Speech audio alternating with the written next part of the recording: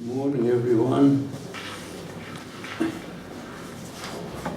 3 days of preparation for hearing the voice of Hashem, as it is described in the chapter before the giving of the Torah, Chodesh HaShlishi, in the 3rd month, and the 3rd day. That was today. It is the time when the covenant was made between Hashem and Am Yisrael. As it says there,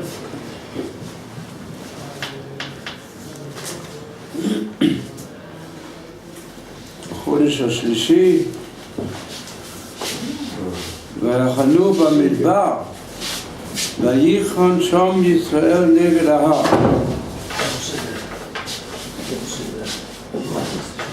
The verse begins in the plural, Vayachanu, but then Vayichon shom Yisrael neged ahar.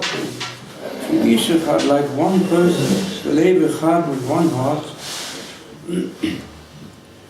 When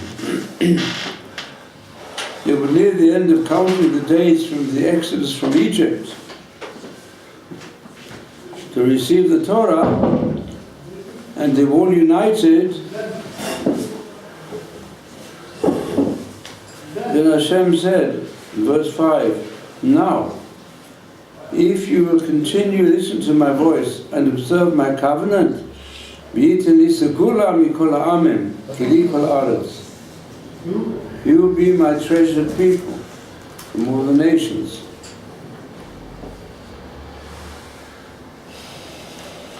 And what was the response of the people of Israel? Their response was, on this 3rd day, like now, the whole people answered together. They said, whatever Hashem says, Na'aseh, we're going to do it.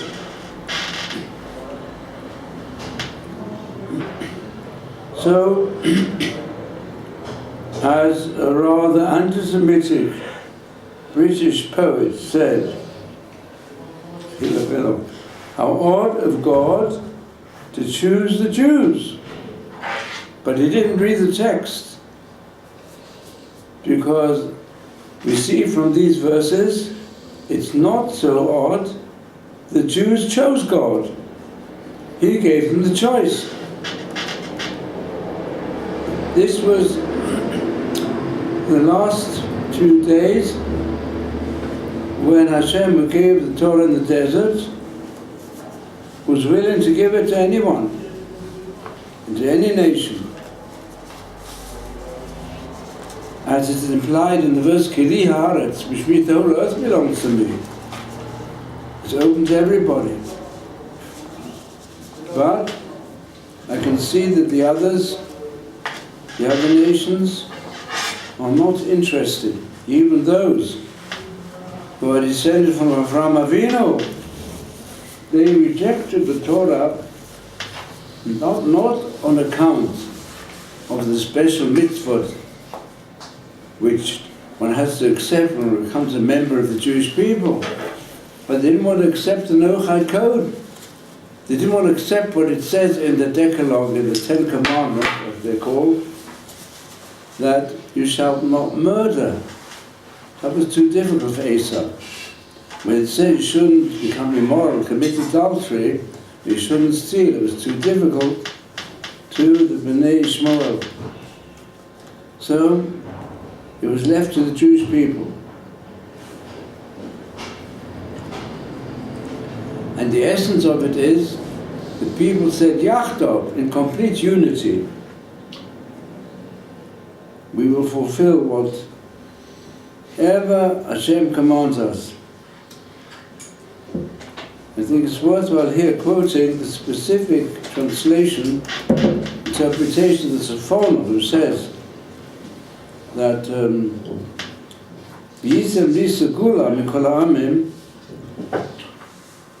you are my treasured people, all the nations, if you keep my covenant, my brit. Kili kol haaretz means because I want the whole world to come to me. And how will it come?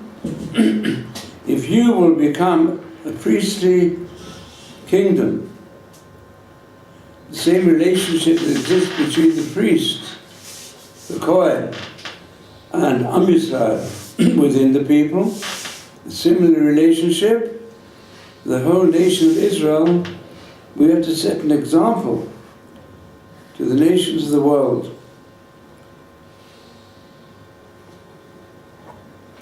And that's the concept, Mamlechet Kohanim. It can only be done if you be a Goy Kadosh. If you, within yourself, will set the right example of holiness, then the whole world will ultimately change. As it's described then later by all the prophets, also written on the walls of the UN, that's better, used to be said useless nothing. Today it's also become the source of constantly distorting Jewish history, as well as everything to do with this land. So, the possibility of reaching such a level was because of the counting, of the preparation of the people. They went through many tests from the time they went out from Egypt till they were at the foot of Har Sinai. But when the initial revelation was given to Moshe Rabbeinu at the burning bush, that V'tziachai Amim Mitzrayim ta'avdun et ha'elokim ala ha'azeh, there's a midrash. What's the significance of the noons, ta'avdu? Those are the 50 days of tests to reach the highest level. Although there were many arguments and different parties that were in conflict one with the other, through all the tests they had to go through till they were ready to become united at the foot of Sinai, they reached that level through the counting 7 times 7, because they had really sunk in the 7 times 7 types of impurity, or the 49 gates of impurity in Egypt, to reach a very low, where they reached a very low level.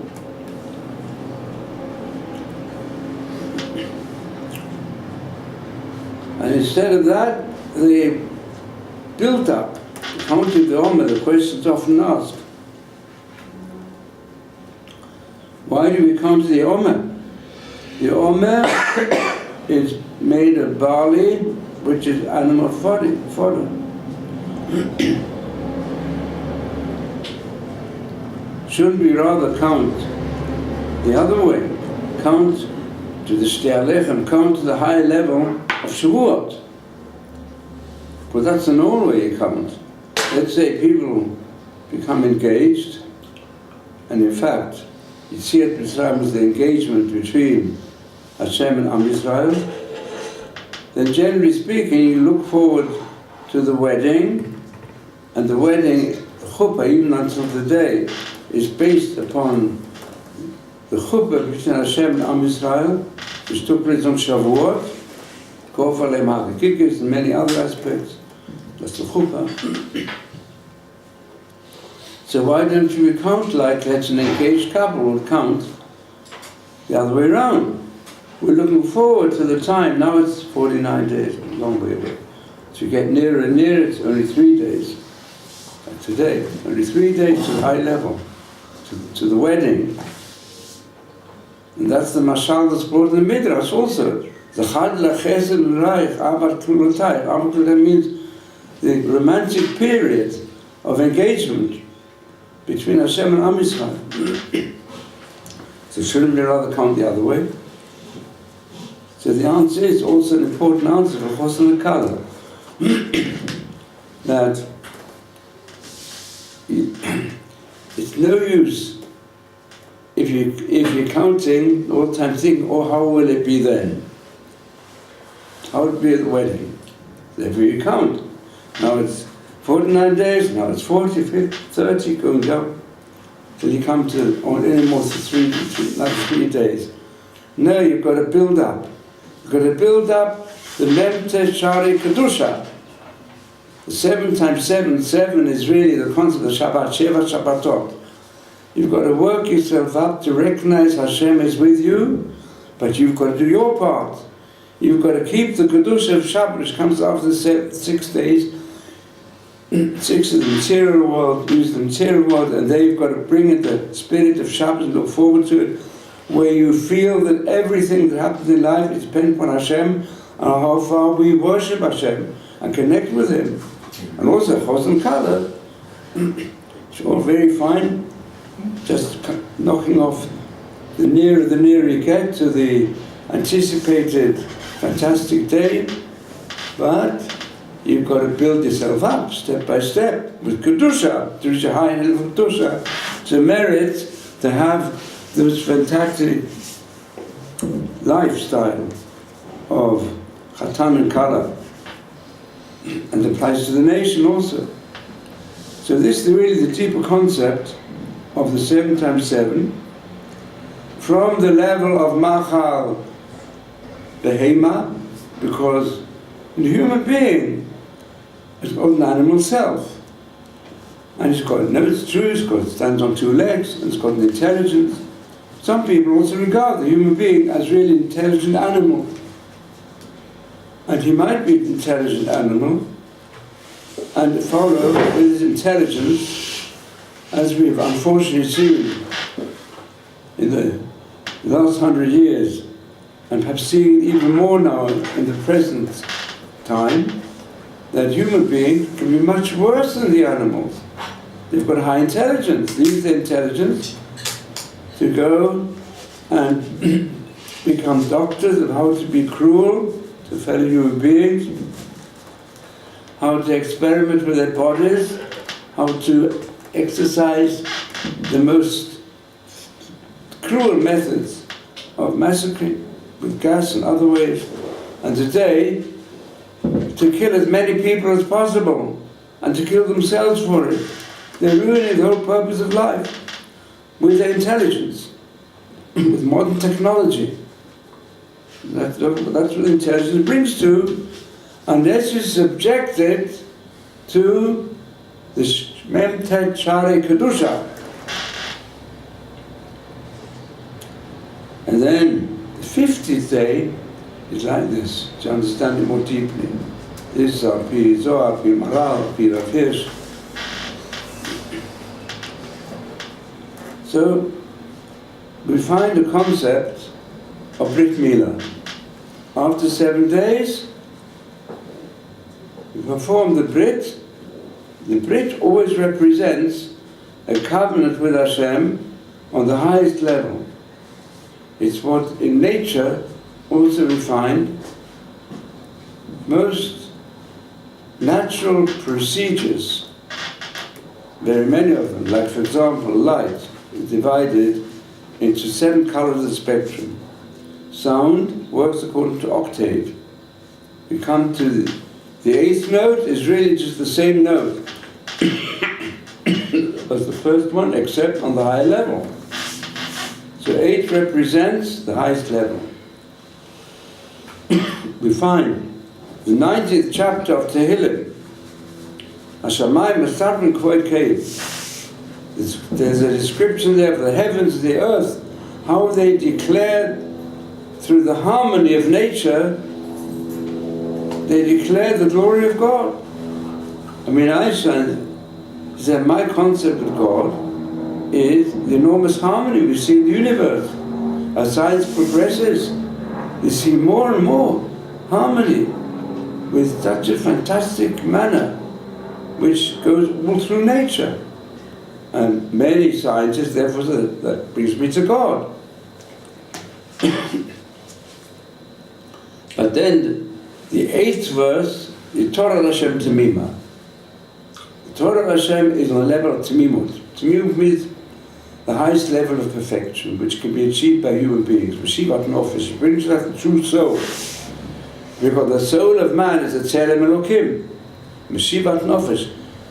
And sometimes we lose the Tzelem Elokim, but we can regain it through the 7 times 7 steps, sometimes 7 steps, and then we can regain it through making covenant with Hashem on a high level, to make sure that the physical life becomes subject to the higher spiritual life, and that brings back to Tzelem Elokim. The same is the 119th chapter, Ashchei Tmimei Derech Hol B'Torat Hashem, and 8 Yaveh.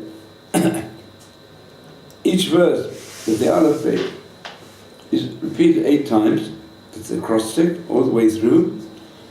It's Tmimei Derech, the path towards perfection. You can't be perfect, but you work towards perfection. Kadoshim Tiyu, Ki Kadosh Ani, Kadoshim without the verb, Ki Kadosh Ani, only Hashem is completely holy.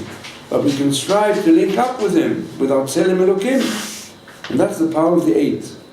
Or in a more developed fashion, 7 times 7, the 50th. It's also the higher level.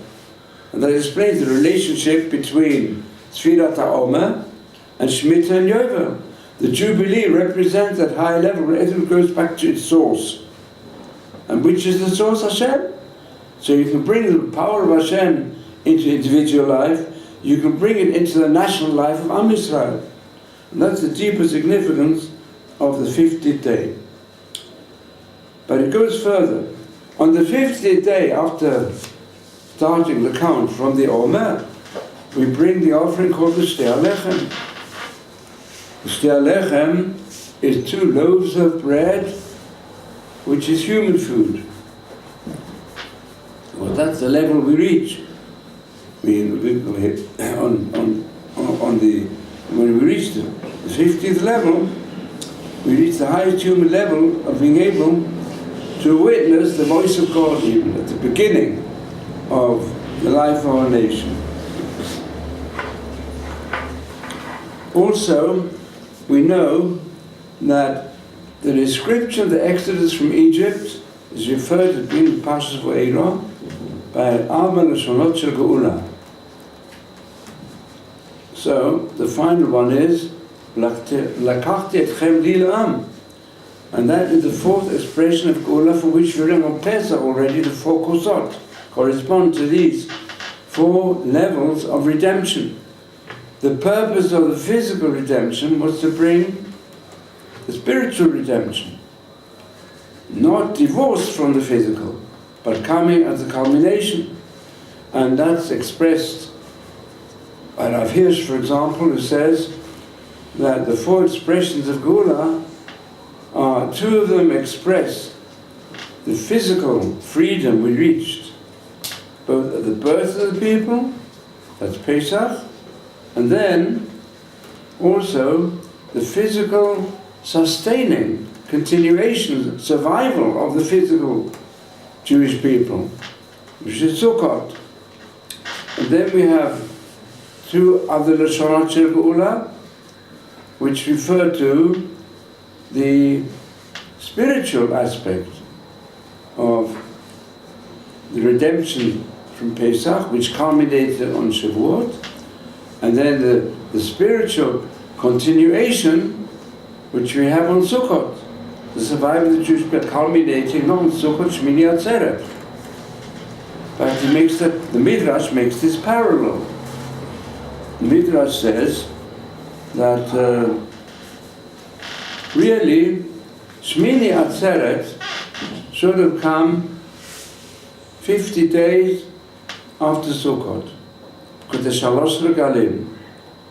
And we find the regal of Pesach, which is physical redemption, the original one, culminated in Shavuot, spiritual redemption. 50 days, one leads to the other. And the preservation of the Jewish people physically is Sukkot. Because the desert in which we wandered is also referred to as the time of Galut. It says in Yirmiyahu, meet Bahamim.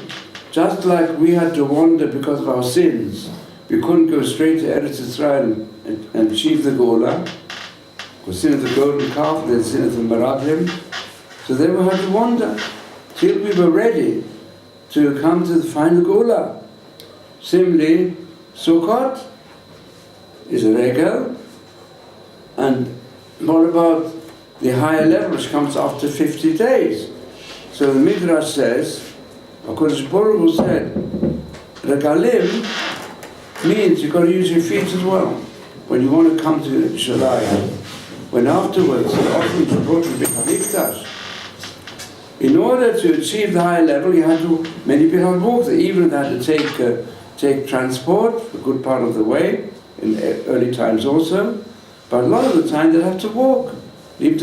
So Hashem knows the late autumn and the winter, a very stormy season, and it was very difficult. So therefore, Shmini Atzeret was added on. It should have been 50 days after Sukkot. It was added on to make it possible for people to appear in front of Hashem on all the three regalim, and also the full combination which only comes afterwards, after you've gone through the 49 levels of purification.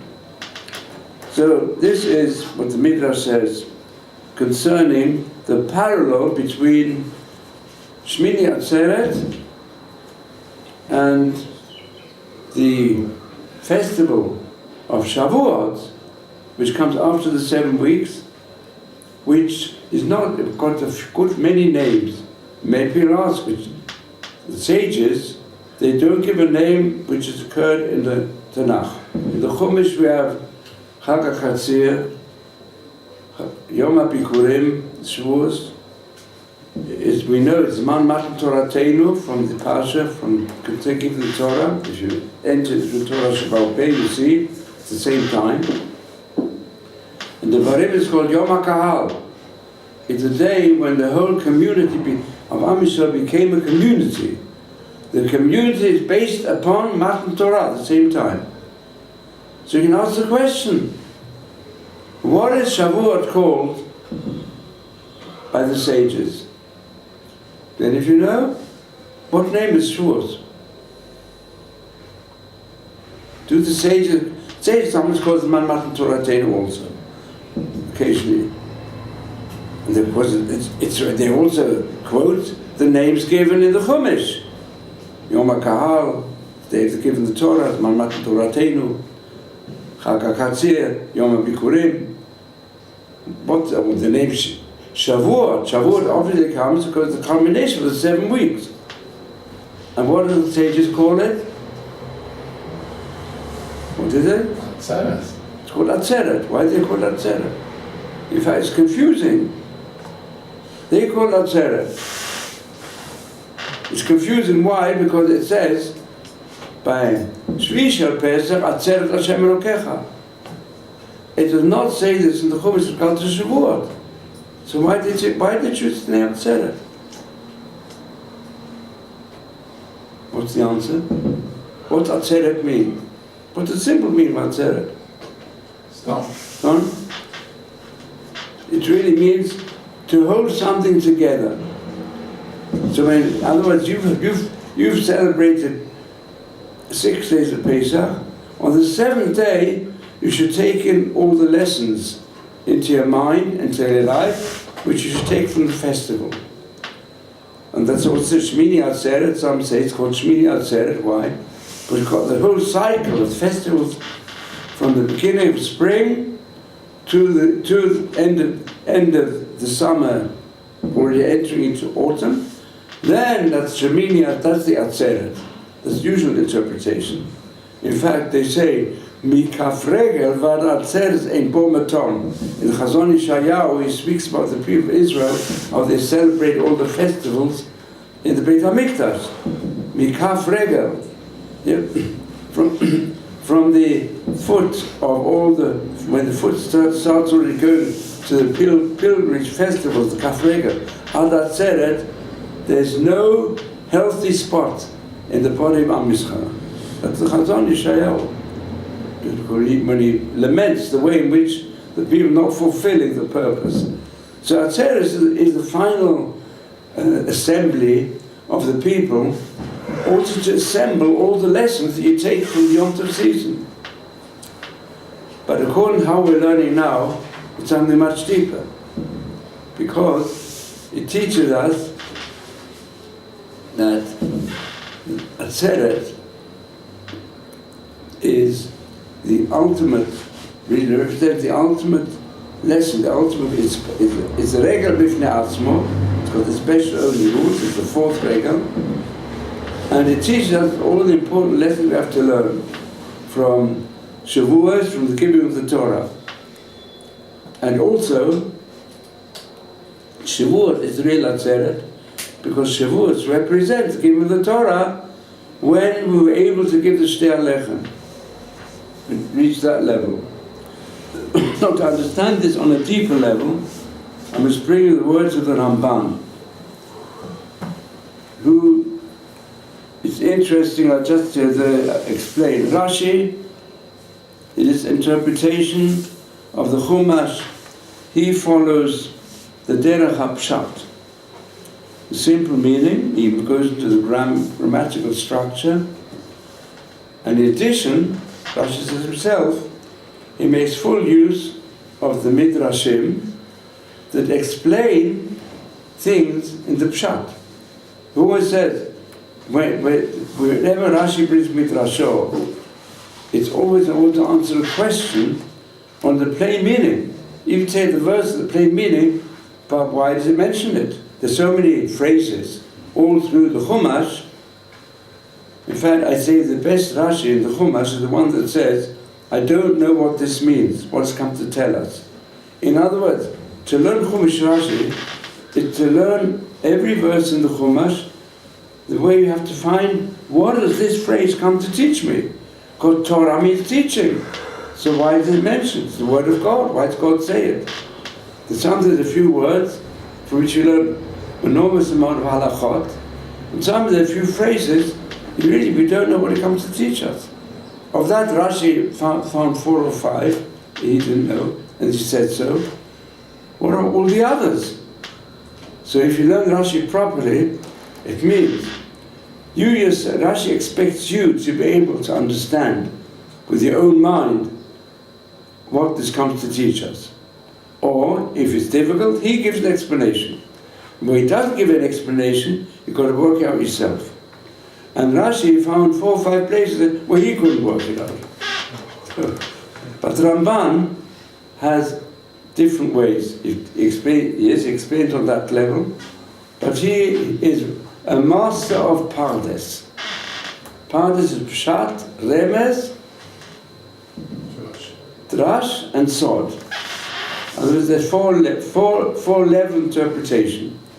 So there's many hints also. That means the Torah contains the whole number systems we know today. One of hints is being used most today. It's the biblical codes. Some of the biblical codes, they go overboard and they leave the traditional parameters of how to use the codes. All the codes, there's 70 different types of codes brought by the Sefer Keach and others, and they all have significance as long as you keep them within the Tanakh. But you won't find any of the traditional ones if they go and make hints by using non-Jewish languages. If there's something mentioned in the Tanakh, a transliteration, that's fine. It's got Kedusha in it, Ruach HaKodesh in it, and that can be used. And you see also, if you go into deeply, that's great significance. But when today, in the Bible codes, using the computer, equidistant spacing, nothing like that. Well, I'm telling you, this equidistant spacing, you try to write in Hebrew letters, Obama or even Trump, you go and find out what goes on there. They say, you can even write Noach with 7 different spellings. So it says, can be, forgive me. And certainly, and a non-Jewish word, if you transliterate in Hebrew, there are dozens of ways in which you can translate, so it becomes arbitrary. And therefore it takes away the rock bottom of all these interpretations. If they are kept with the right parameter, fine, that's Remez. What is Sod? Sod, the Ramban calls it Derech HaEmet, is the ultimate truth. And it goes back to the Kabbalah.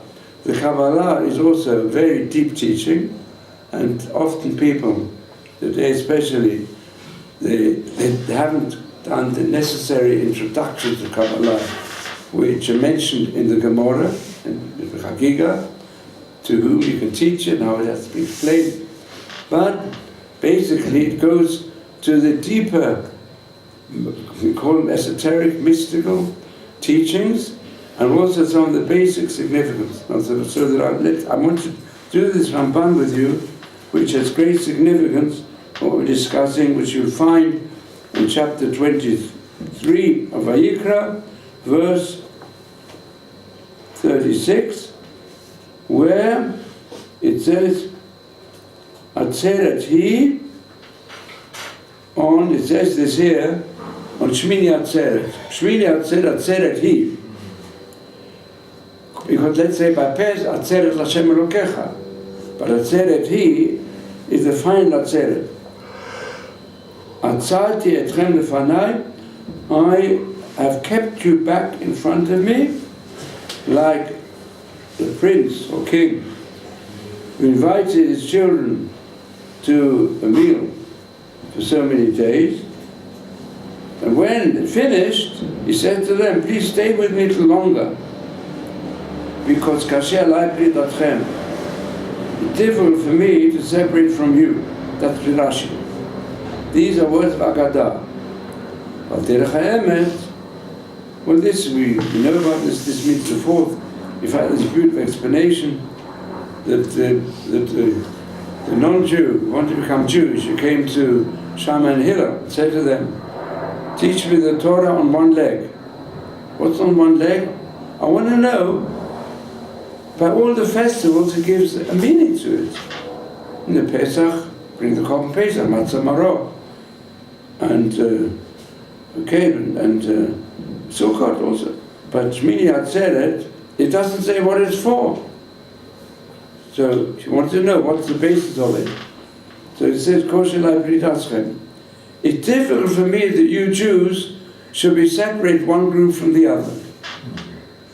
That's how Hillel interpreted. The Hillel said, this is love your fellow like yourself, Ani Hashem.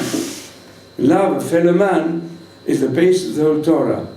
Because also, if you count the letters in the giving of the Torah, how many letters are there?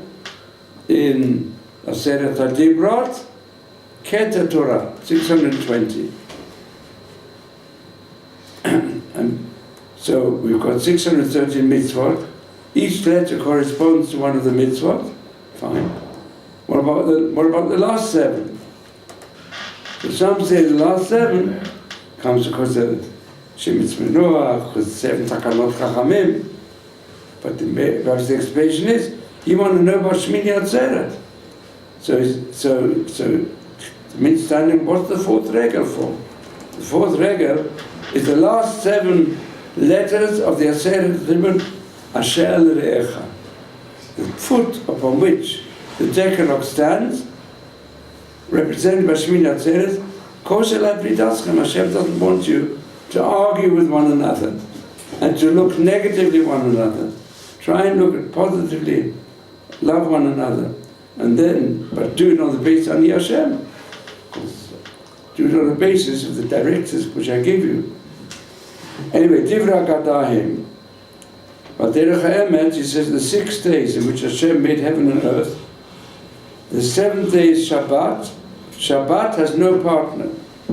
Ukneses, the Midrash says, it says Midrash is a deep Midrash. Each day of the 6 days has a partner. Light was created, but it was a cosmic light, an energy of light. But the light-giving body is on the 4th day. Each day prepared the preparation of one of the other days, which brought the potential into fulfillment. The Shabbat didn't have anyone to activate it. It was a passive Shabbat till Am Yisrael came. And that's why all the tefillah follow that essence. Right, on Friday night, the Shabbat tefillah is Vaychulu, is the Shabbat as it was a creation. So it was only a kala without the chatan. Yeah. Boy chala, nighttime the tefillah is Shabbos is a kala, waiting for the chatan. Who's the chatan? Am Yisrael. Because that's when Am Yisrael accepted the Shabbat, and to give them the Shom of Bnei Yisrael to Shabbat, that is the text of the morning tefillah Shacharis. And you find that in Friday night it says Ve'anuchu va Yisrael, the feminine. In the morning, look in the Siddur, it says Ve'anuchu vo, it's a masculine. Baruch Hashem, the Kala comes and now is united with the Chatan through the Shabbos of Matan Torah. And Mincha, Ve'anuchu vam, is Yom Shekulu Shabbat. It says, Goy Echad Ba'aretz, we'll become one nation in the world that will influence all the nations. Yom Shekulu Shabbat. It'll be a day which is totally Shabbat, Me'ein Olam Haba.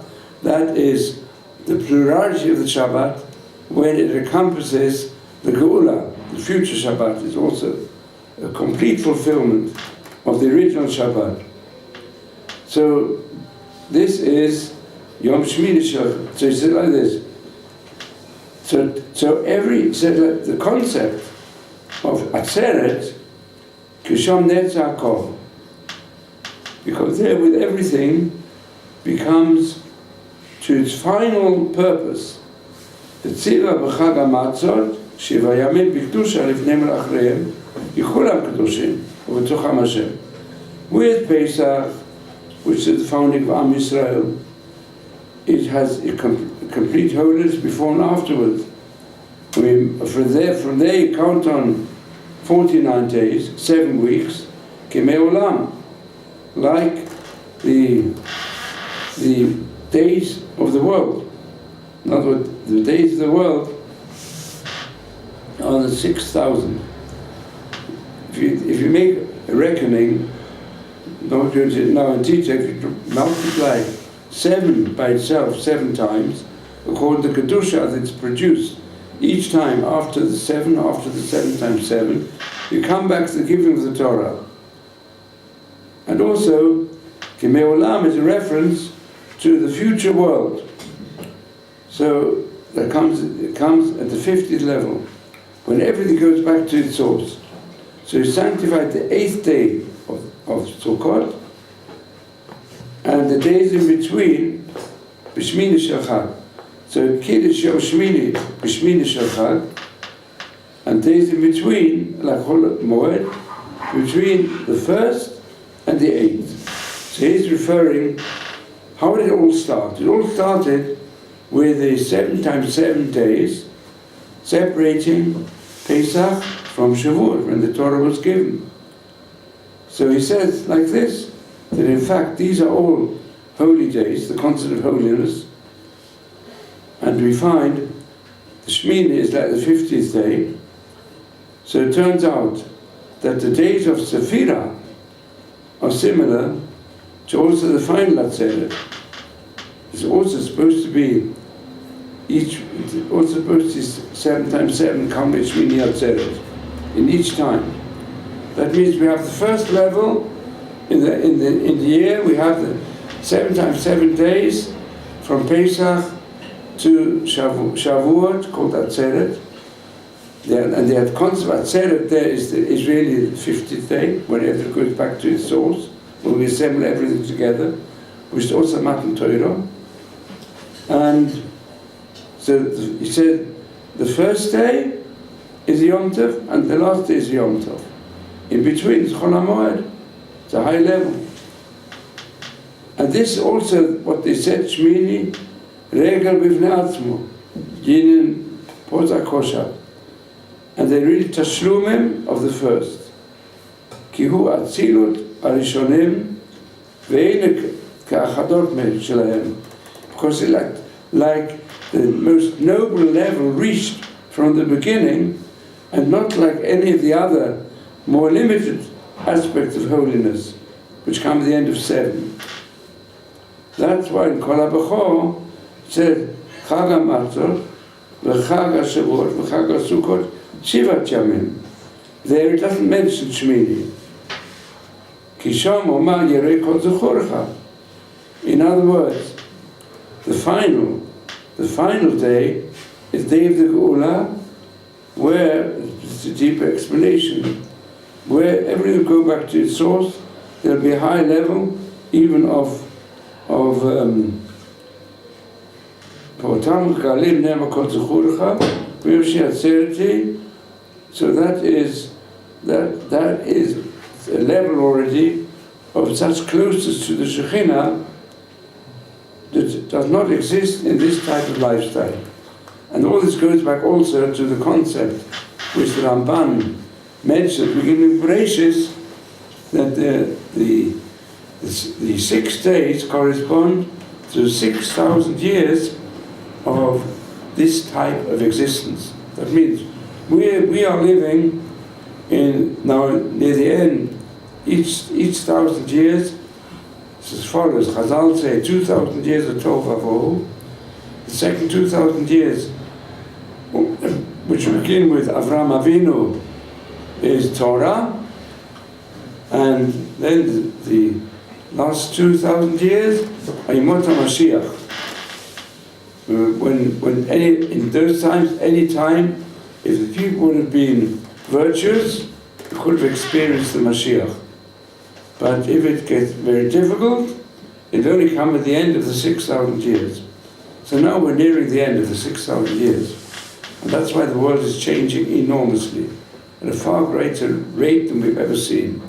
And in fact, also even the scientific development is developing at an enormous rate. And even there's look, if we find that Steve Hawkins, probably the greatest living thinking scientist, although he's hardly got a body, but he lives very strongly in his mind still. He came out just recently that they've made a discovery, and he's using it, of a pill which develops certain lobes in the brain which were not developed by human beings. And once they get developed, your thinking races and reaches a far higher level. And even in his history of time, he says, what is science? To try to read the mind of God. Of course, he has no knowledge of revelation, what that means. But even from a scientific angle, he came to the conclusion that the whole of the physical world is not just based upon energies. All those energies are related in a fantastic scientific manner, as will be shown by early scientists. So therefore he says, basically there are 4 real forces that are producing the ultimate situation, and we have to search for the great universal principle that connects these 4 forces. So I was very friendly with Professor Dom, who some people in England might know of, and he was the youngest Don in nuclear science at Cambridge University. We're also very friendly with Steve Hawkins and all his miraculous stories. He sees himself like a miracle. And so he came out a few weeks ago, he said, this pill is going to change the mind of the human beings. Let's hope. Like he's not great. I told Professor Dom, please tell him that the great universal principle is that's the Merkava. I mean, the Merkava, the Ma'aseh Bereshis, the Ma'aseh Merkava, has also got its scientific aspect. In fact, there's the Rav Munk, who was Rav of Paris. He wrote a book on Kabbalah associated with science, and also Rav Safran, who was the Rav of Lausanne, even the later book, to show how you can, even it appears from Sefer Yetzirah, you read it, Sefer Yetzirah is scientific and grammatical work, as well as being the earliest Kabbalistical work in which you have a Jewish tradition. The base of it is attributed to Avraham Avinu. It's mentioned in the Gemara, not like the Zohar. So, wasn't a book yet. So there's a close relationship. So I tell him the great universal principle, that's Hashem, because recognize it. But he doesn't, to read the God of Revelation is difficult for him.